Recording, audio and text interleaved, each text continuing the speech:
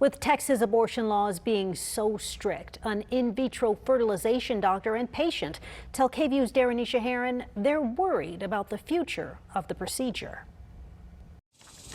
Even behind a white picket fence is a story to be told. Hello.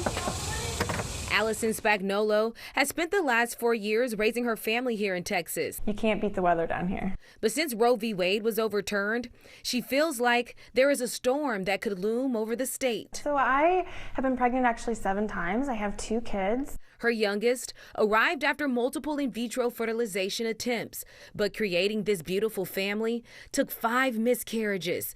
2 had to be aborted because they were not viable. And I was so lucky that I was able to get it. And while Texas law allows an abortion to save the life of the mother, she worries about laws tightening, as well as the future of her frozen embryo. We don't know what we're going to be made to do with it, or if we'll have choices or options, and what kinds of decisions will be allowed. Fertility doctor Shahriyar Kavusi said his IVF patients have been calling, wondering if the changes will impact their plans or treatment.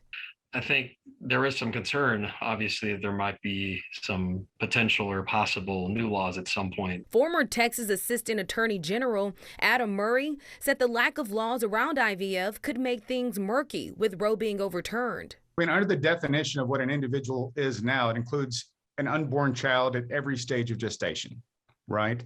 And so there's not an exception for whether that unborn child is within the womb of a woman or if it's within a petri dish. Murray said mishandling of the embryo by the doctor or patient could lead to criminal charges. And this can raise a pretty, interesting question where do they have the right to dispose of those embryos? Say that the freezer system broke down and the embryos were lost. Well, now was he reckless in how he took care of that individual's life?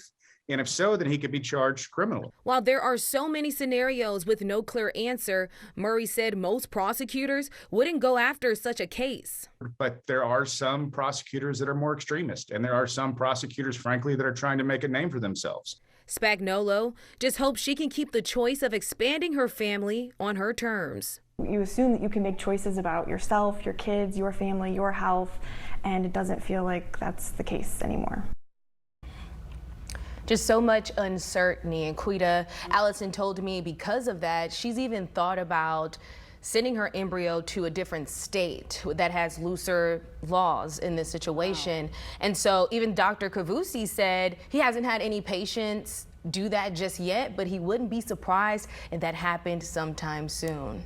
Wow, definitely interesting. Another part of this entire conversation. Darenisha Heron with us live in the studio tonight. Darenisha, thank you.